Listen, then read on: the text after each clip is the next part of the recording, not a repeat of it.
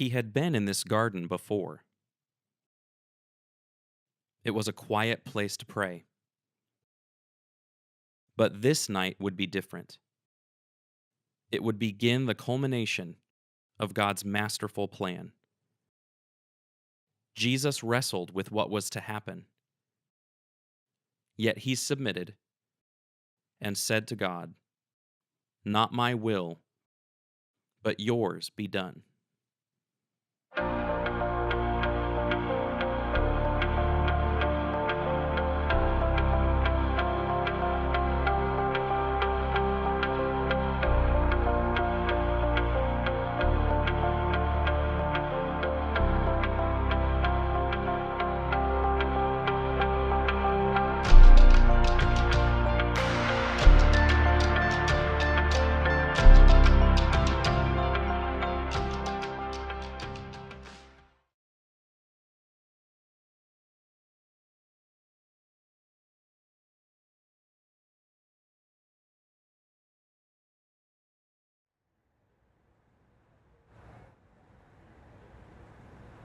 Jeremy, we've come to the Church of All Nations, which sits on the traditional site of the Garden of Gethsemane on the eastern side of Jerusalem.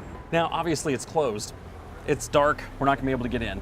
And it looks a lot different than it would have when Jesus was here. We've got modern city streets, cars, lights, but if we can imagine what that would have been like after Jesus' final Passover meal with the disciples. They have sung their songs, Jesus has prayed for them, as recorded over in John, and then they come up here for Jesus to pray multiple times. What's one of the reasons that coming out at night is so important, especially looking back to Jerusalem? Well, understanding that when Jesus and his disciples were here, it would have been dark. They didn't have the lights that we have today. They would have been able to see the walls of Jerusalem, and they would have been able to see the gates. And John tells us about the army coming out with their lanterns and torches and weapons. Jesus would have been able to see that from here. Now that's really heightened by this dark atmosphere. It's going to be great to get in there and see what that looked like. We'll do that tomorrow. Jesus had the reputation of going to that spot, to that garden to pray. And he knew what was happening that night. During the Passover meal, he actually sent Judas out to do what he was going to do. For anybody else, if they knew what was going on, they would have gone to an alternate spot. They would have gone to a spot that was different than the routine to be safe and to keep themselves from harm.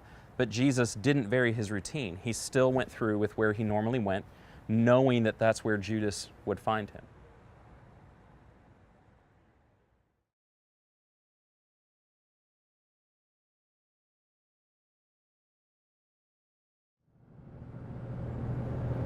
I was a little disappointed we couldn't get into the Garden of Gethsemane at night. I understand why, but it's exciting to go back. Yeah, they had a special prayer service going on. Being there in the daytime, we'll have even a better perspective. We'll be able to see things even clearer than we did last night. It's such an emotional place. I mean, Jesus was so vulnerable when he was in the garden praying the night that he was arrested. I don't even know how to anticipate what that's going to be like to be there. Jeremy, we've entered the courtyard of the Church of All Nations, which sits on the traditional location of the Garden of Gethsemane. This building was built in the 1920s, and it was built on top of the foundations of a 4th century Byzantine chapel and a 12th century Crusader basilica. In the 1st century, there was an oil press here. Of course, in Aramaic, the word Gethsemane means oil press. During the time of Jesus, this would have been the area where they would have crushed all of the olives that come from the olive trees from what we know as the Mount of Olives. There's some cultural ideas about the various numbers of olive pressings. You'd put the olives in and you'd press it, and the first pressing went to this, and the second pressing went to this, and the third pressing would be used for this. And so the fact that Jesus was in an area known for its olive press, and that he prays and pours himself out under intense pressure 3 different times is very significant. This was a place where he was known to go to for just some solitude. And so this is a place where on the night he was betrayed, he felt it was a good place for him to go and talk to his Father, and he carried some of the disciples there with him. To be able to walk into a grove of olive trees, especially one as old as the one that we went to, is really special. That whole area is really only about the size of half of a football field.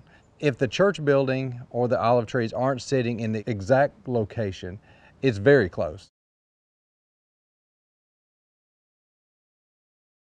Jesus prayed all through his life, prayer was something special for him. He set aside time to make sure to communicate with the Father. This night was especially significant for him. It's just before his betrayal. It's just before his arrest. He comes here to pray 3 times to ask God if there's any way possible that he could avoid the cross and everything that went along with the cross. The Gospels tell us that Jesus prayed, that he had a habit of praying, that he would go off by himself to pray.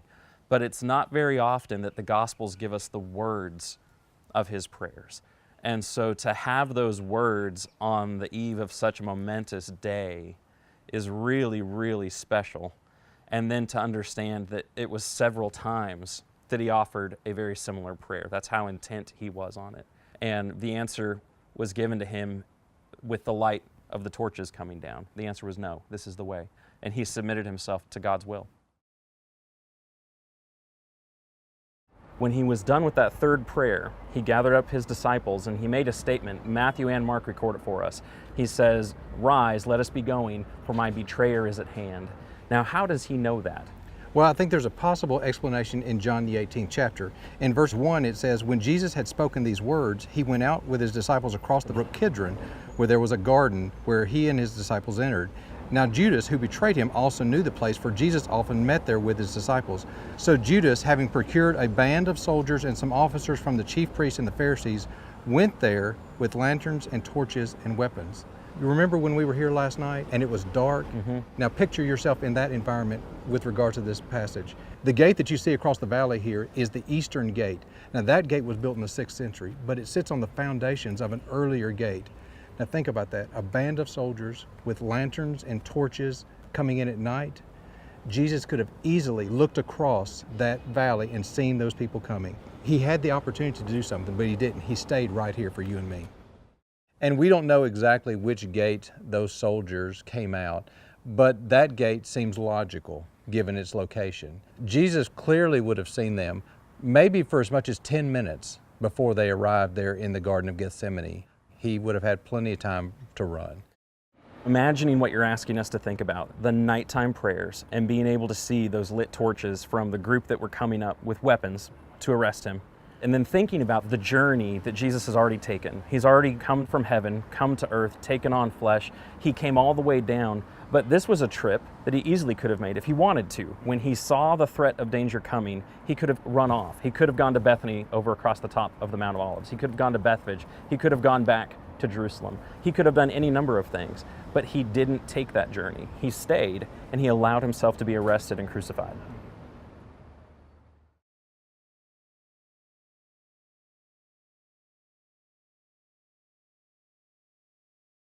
In the Israel Museum, they have a number of things that relate to the life of Jesus, but one in particular is the ossuary of Caiaphas, the high priest. During that time, when Jewish people died, they would have laid them in a burial chamber and wrapped their body, and after a year, the body itself has decomposed and what's left are the bones, and they would take those bones and put them in an ossuary, a bone box, and they found the ossuary of Caiaphas.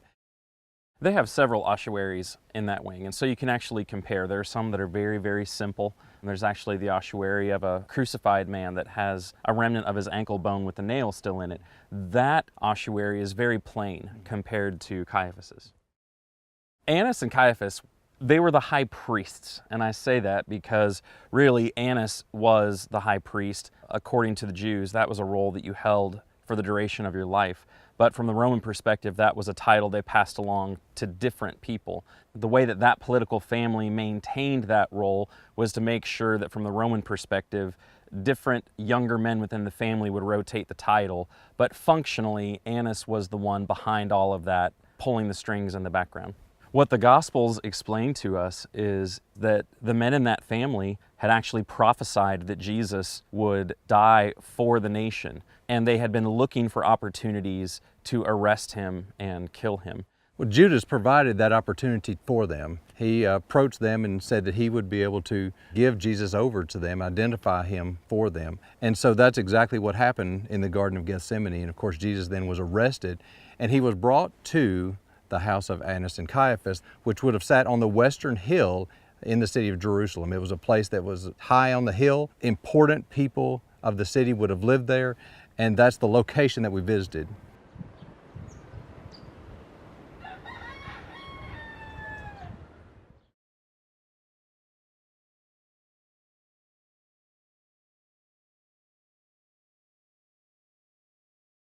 After Jesus was arrested in the garden, they would have led him up this way to the home of Annas and Caiaphas to begin that night of series of trials to condemn him. Now, we're in a spot that you think is really important to that story. We're at the Church of St. Peter in Gallicantu. And Gallicantu is Latin for the cock crowing. So this is the traditional location of where the house of Annas and Caiaphas was located, the same location where Peter denied Christ while he was here. Now, from this spot, I can see the Mount of Olives and a spot just above where the Garden of Gethsemane was. There's an ancient, it looks like a first century road behind us. How would that have played a role in that night? That road led from the upper city to the lower city here in Jerusalem.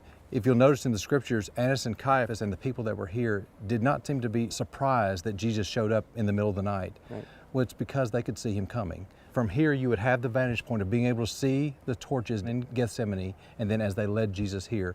And this road that's behind us was probably a road that Jesus was led up. Both Annas and Caiaphas could have looked out from their house, and they would have seen those torches go to the garden and then start making their way back toward them. And they would have known that their plot to arrest Jesus and ultimately kill him was in motion. There's some things inside this building that I think give some credibility to this being an approximate location.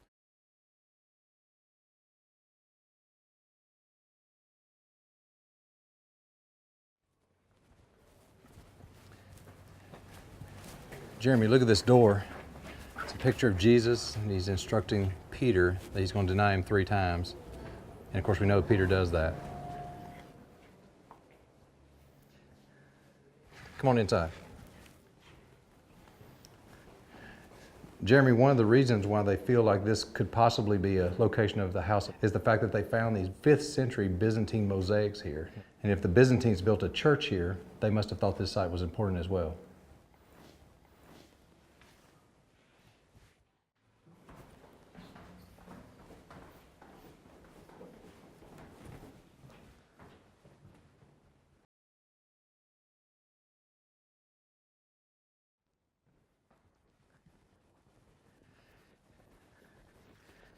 Jeremy, here's a hole in the floor that sits above this holding cell down here. A prisoner would have been let down with ropes into this area.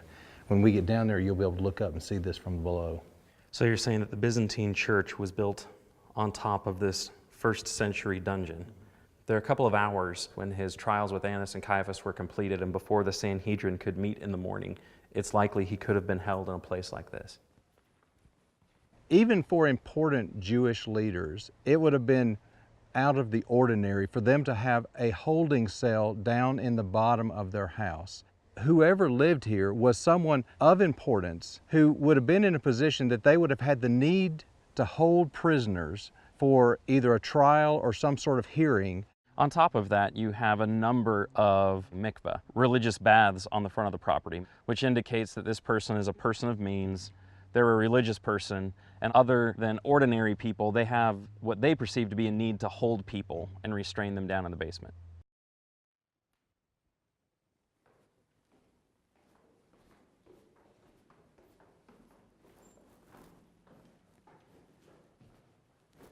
Jeremy, we're down in this holding cell underneath the bottom of this church.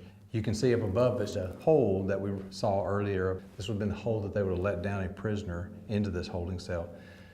This hole was originally a mikveh, which was a ritual bath, but it's obvious that it's been cut deeper for the purpose of holding a prisoner down here.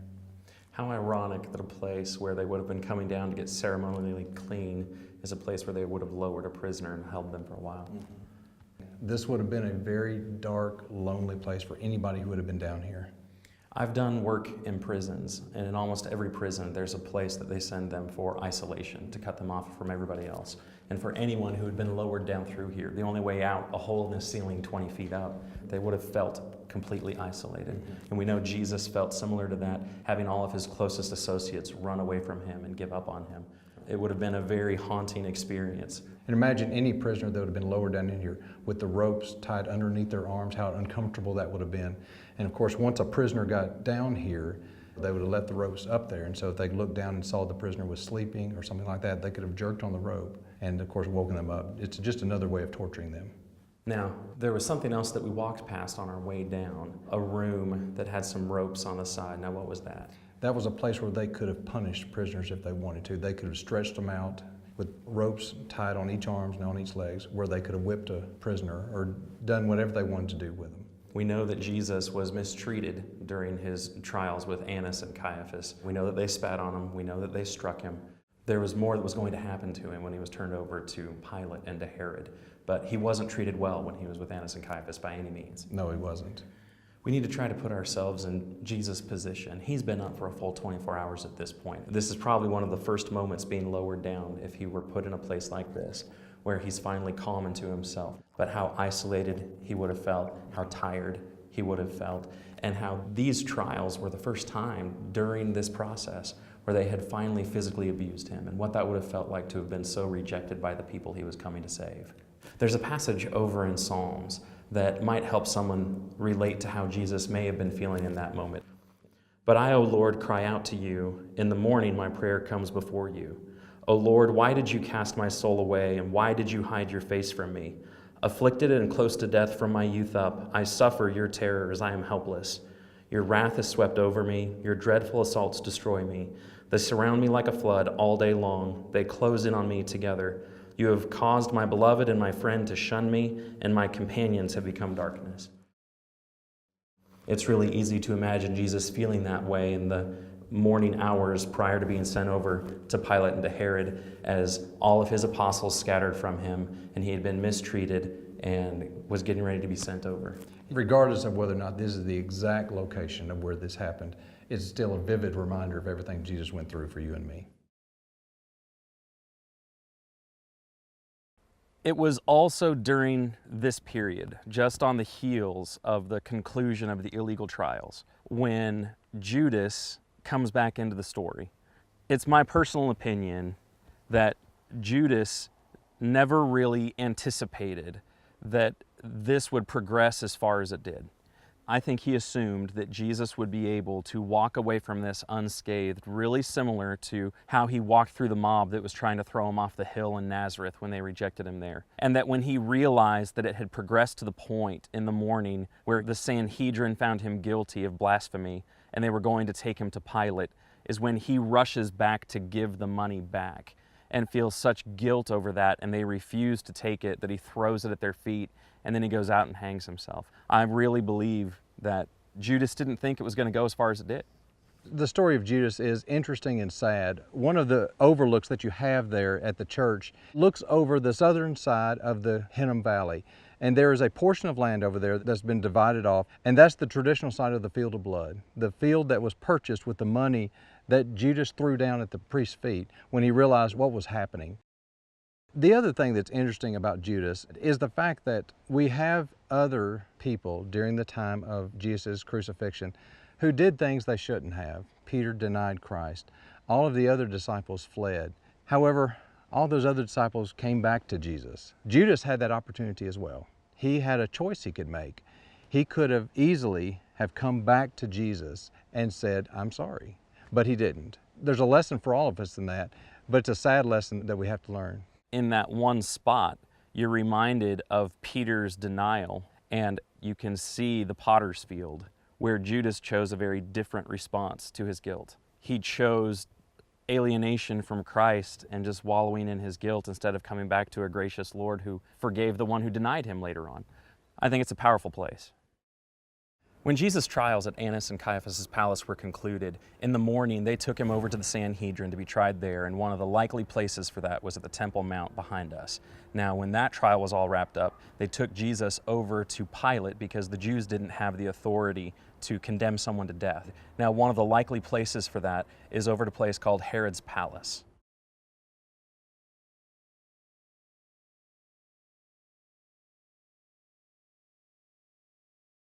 We went to the Kishla, which is part of the Tower of David Museum on the western side of the old city of Jerusalem, very close to the Jaffa Gate. This compound is built on top of where the palace of Herod would have been in the first century. This is the probable location of where Pilate and Herod Antipas were located during the trials of Jesus. A number of years ago in the city of Caesarea, they actually found a stone which talks about Pontius Pilate being the prefect of Judea, which is very interesting because, of course, it's an extra biblical reference that confirms what the Bible says about Pilate. It had been removed from its original site and then reused as a step in the amphitheater there in Caesarea Maritima. And there were some people that had questioned the existence of Pilate, and they had questioned his role as described in the Bible. And so to find this stone that mentions that he was the prefect, which was a role they had been questioning, just helps substantiate the biblical text.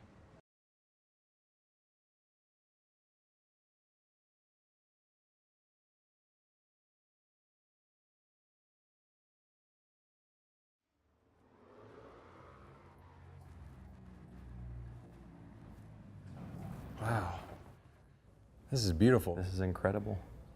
This room is called the Kishla, and in the 1940s it was a prison. But after Israel gained its independence in 1947, they were able to come in here and do some excavation works, and they found civilizations going all the way back to the 1st century. You can actually still see the remnants of the prison bars in the roof where they cut them out. This is really a great space. What we have at the very top are the layers from the 20th century when the prison was here.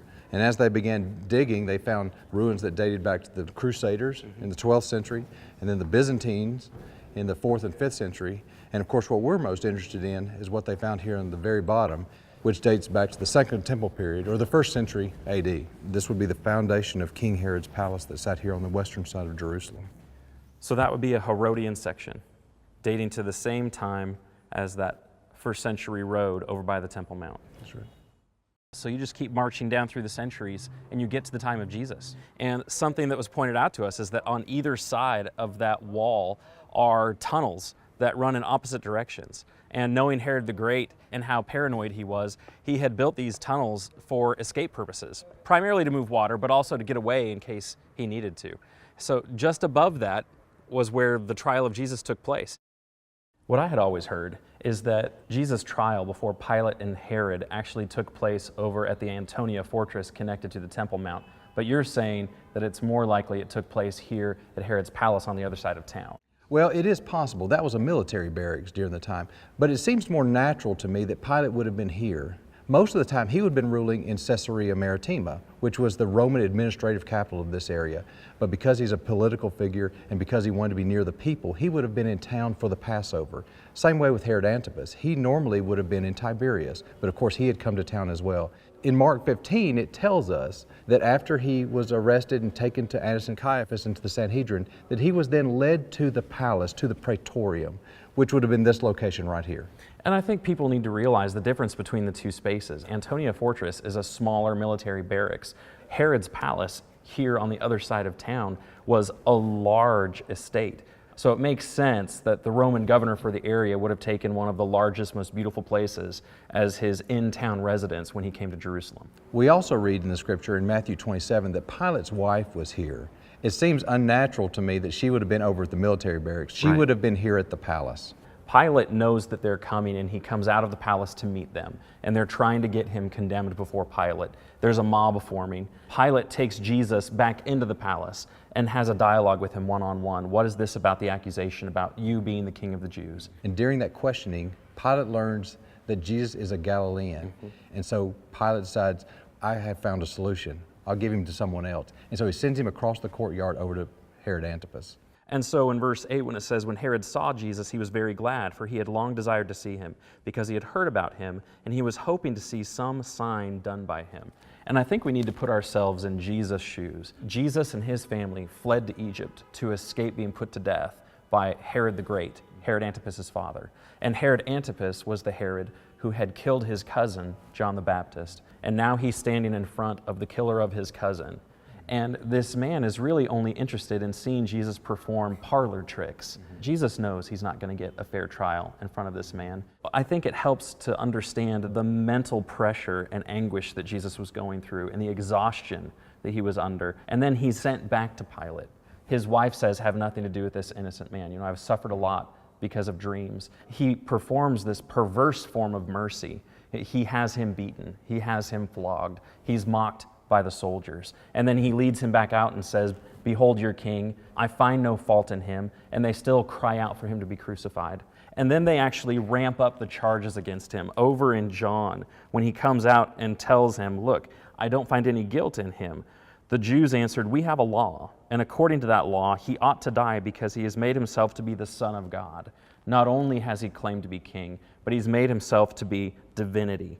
And so Pilate quickly grabs Jesus, comes back into the palace, talks to him some more, and from verse 12, then on Pilate sought to release him. But the Jews cried out, if you release this man, you are not Caesar's friend. And so everything is escalating. The mob is getting unruly. There's a possibility that Pilate could be charged with being against Caesar, which would be death for him. We know what happened. He ends up washing his hands and turning him over to a centurion to be crucified.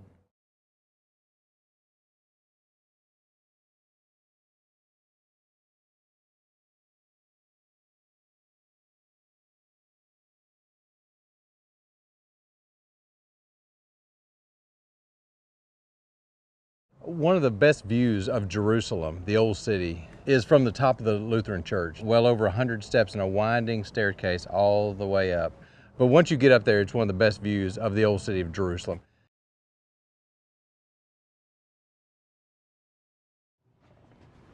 How gorgeous. Yeah, I'll let you catch your breath for a second. I brought you up here because I wanted to show you something. Okay. The two blue domes are the top of the Church of the Holy Sepulchre. That church sits on the traditional location of where Jesus Christ died, was buried, and arose. The big dome on the left sits on top of the edicule where they said he was buried. And the smaller dome on the right sits on top of where they think is Calvary, where he died. What a great perspective, a great view of the old city. It really is. I love coming up here and seeing this. As nice as this view is, actually there's something I want to show you that's down below the church. Below, Yes. back down all the stairs. All the stairs.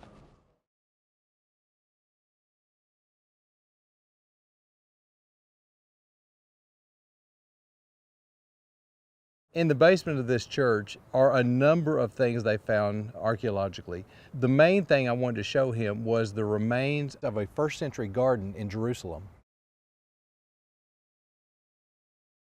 So Mark tells us that Jesus was led out to be crucified, and then John specifies that he was still near the city. So what do both of those passages have to do with where we're standing? Interestingly enough, where we're standing is outside the city. Now, how do we know that? Well, for many years, the wall behind us was thought to be the city wall from first century Jerusalem. Scholars have since changed their mind about that, but still believe that the wall came through this area somewhere.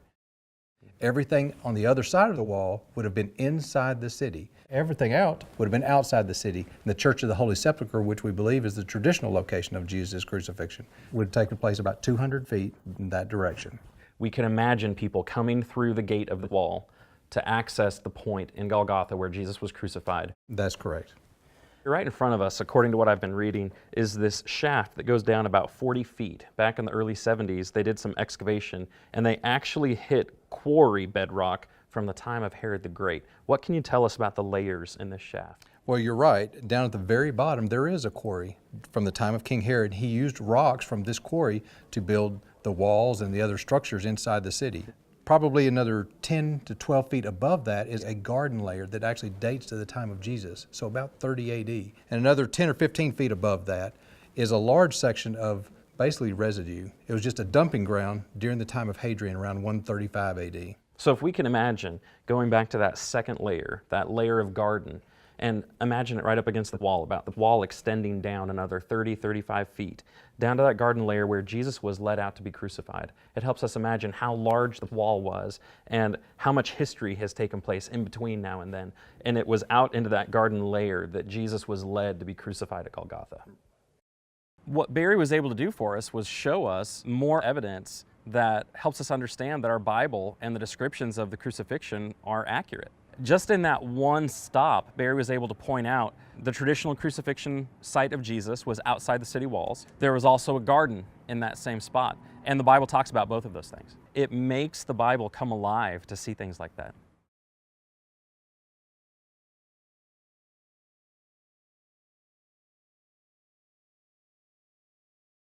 We're on our way to the Church of the Holy Sepulchre. What's the route that you're taking us? We're currently on the Via Dolorosa.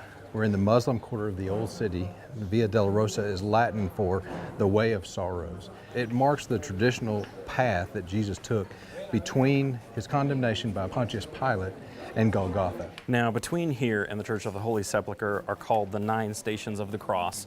Inside you've got 5 for a total of 14. There's a number of those stations that aren't really even biblically based. They're more traditional than anything. And the path of the Via Dolorosa has changed many times over the centuries. The current path, of course, even if it's accurate, is still about 20 feet or so higher than the first century Jerusalem.